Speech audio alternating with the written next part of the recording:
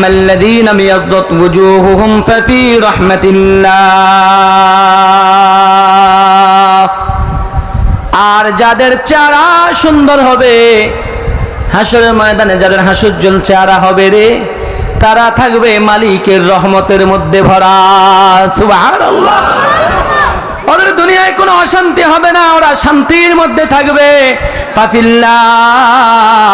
ফাফি রাহমাতিল্লাহ, ওরা মালিকের রহমতের মধ্যে থাকবে।